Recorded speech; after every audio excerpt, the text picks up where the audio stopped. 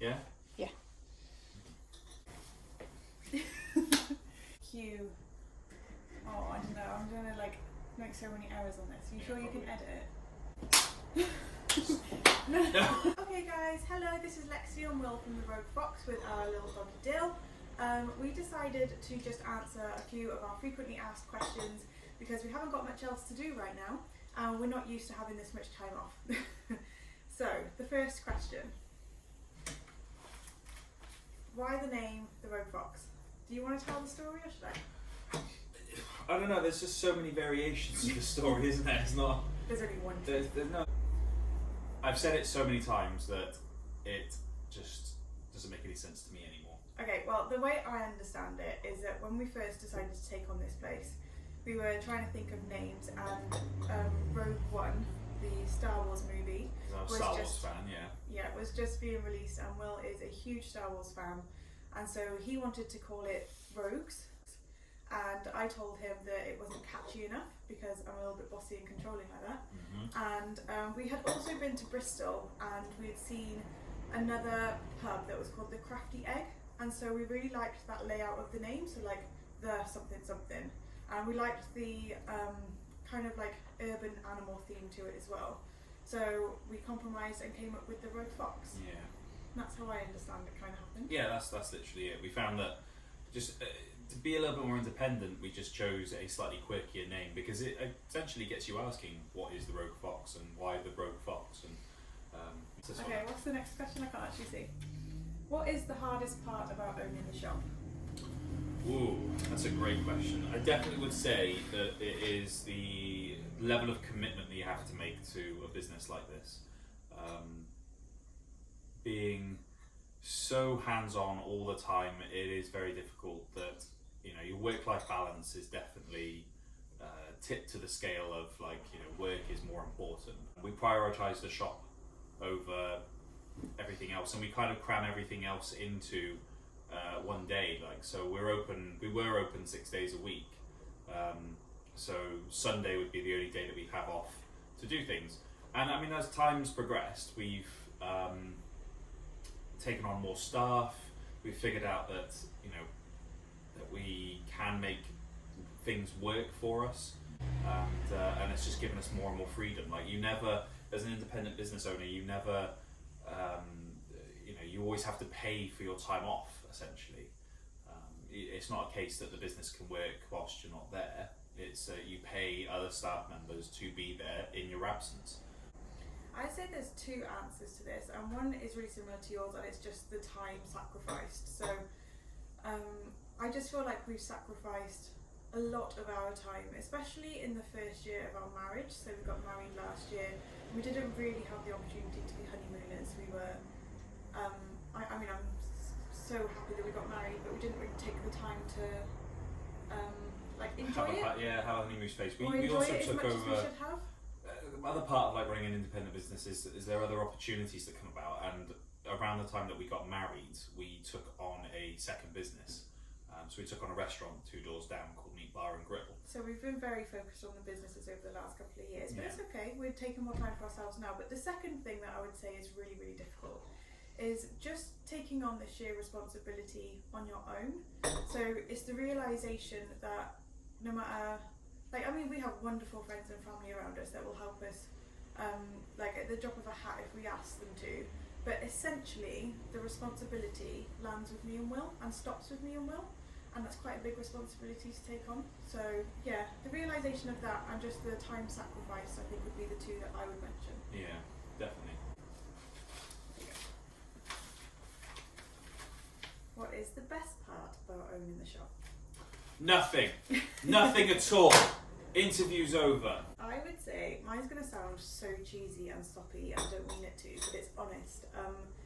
Like, you see customers come in, and because we've got quite a small shop, quite often our customers have to share tables, and you will see people who don't know each other just striking up a conversation. And like, I know people who have come in here and had coffee and like made genuine friends just through having coffee in our shop, and I just think that's so lovely that we've been able to provide people with a space, or like provide the community with a space to get to know each other, and I just think that's wonderful. is really nice. And yeah, I think that goes to what I was about to say. It was about the community and how the community make this place as cozy and as comfortable it is. They're so supportive. Everybody around us is so supportive. Yeah, it's quite fascinating. Like when we opened the business, and I couldn't fathom the idea that someone out there, 2 doors down, 4 doors down, 100 miles away, could say the Rogue Fox, and it means a coffee shop.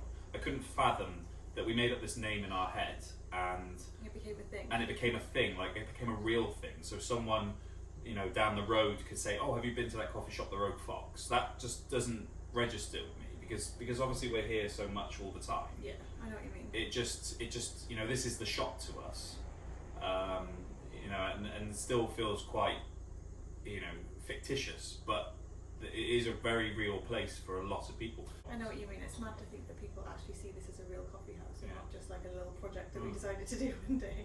I've always said that this place is an eclectic mess that serves coffee, but I think that's very, very true in some cases. I think we never focus on the positives enough, but me and Will genuinely love this place. Like when and I think it really hit home. I don't want to talk too much about the coronavirus because the whole point of this was to like take people's minds off it. But when we were told to close last weekend, I don't know, it really like broke my heart a little bit. Yeah, it makes you realise how much you love a place. Turning off the coffee machine, locking up the door, turning off the lights, turning off the water. It is kind of like. It is our baby. Yeah, it is. Next question. No, that's it. Oh, okay. I got it ready because you missed one. Any advice for someone else starting out? Probably the biggest thing I would have to say is the biggest thing that hit me. I don't know if it hit you or not. Was just being resolved to seeing the same 4 walls every day. It can be wacky and wonderful, or if you're starting up a shop, or if you're starting up a restaurant, or if you're starting up a coffee shop, or you're starting up anything. Just be quite resolved to the idea that this is something that you are going to pour your heart and your soul into for, the next however many years. Because we could be doing this for another 10, 20 years, really. Yeah. I would say there's a couple of points again. So the first one I would say is really do your research. We were perhaps a little guilty of not doing this thoroughly enough. Luckily it worked out anyway, but we actually did some. So we did some market research. Will actually knocked on all of the doors around like the local area and just asked people, do you want a coffee shop on this street? Yeah. We did our research into like the coffee and prices and how much we actually need to take every day in order to make this place viable and profitable. So we did. We didn't, because the night before we opened, I had my entire family here writing. Like I was just saying to my dad, like, "Oh, is $2.70 okay for a coffee?" And my dad going, "Yeah, it's alright. Yeah, I'd pay that. And we did, but we perhaps didn't do it as much as we should have. Yeah, like I think the deadline we had like from taking the property on and opening. So like the moment we took over, it was 6 weeks. And we spent 2 weeks of that in Thailand. And we stayed. Yeah, we did. That's like the night before. I'm I was pretty here sure we until were up until midnight the night I before, think it was and you were about up at 5. yeah. I was here until midnight preparing food, which I hadn't really thought about, and then being back down here for 5 o'clock because there probably half a dozen screws needed to be tightened and things I needed feel to like be we're not finished. the best people to ask this question, No, although we get no, asked it quite a lot. But Yeah. I don't know. we had like the right balance of we knew what we were doing. Like Will had enough experience to know what he was doing, Yeah. and I'm quite an organised person anyway. So we had the right balance of knowing what we were doing, but perhaps we were like ignorant enough to just go for it without being too worried. Yeah. We had like the right balance, I think, because we just threw ourselves into it and made it work. Yeah, like I had been in a position for about 8 years where I was working in a well-known pub chain, which don't pay their staff until they're told to, and then Don't sue us. and then the company that dealt with coffee shops dealt with hospitality on railways and buses, stations, and things like that, and that gave me a big insight. But yeah, it was we kind of generally knew what we were doing, but we didn't know what direction we had to take until we sat down and wrote a business plan. And actually, that's my next point. So I know I said there's going to be like a couple of points to this question. So the first one was try and do as much research as you can. I know we're guilty of not doing that, but like learn from our mistakes. Like the more research, the better. The second point would be like to be adaptable. So this place isn't actually exactly what we set out to make. So we actually intended to set out a place which was like a one-man band. We're always going to be the only person here. One person here all day. Mainly takeaway just making stuff, coffee. Yeah. Not like any of the comfy chairs or anything like that. It just kind of adapted and changed over time. Yeah. So people, you kind of have to adapt to demand. You need a good balance of like a passion for what you want, but like a good business head to recognise if something's not working. Yeah. If your sandwiches aren't selling, then try doing something like wraps or toasties or whatever, which is like just very small changes which might not necessarily be what you'd intended, but works out better and more profitable. Does anybody else have a dog as needy as this?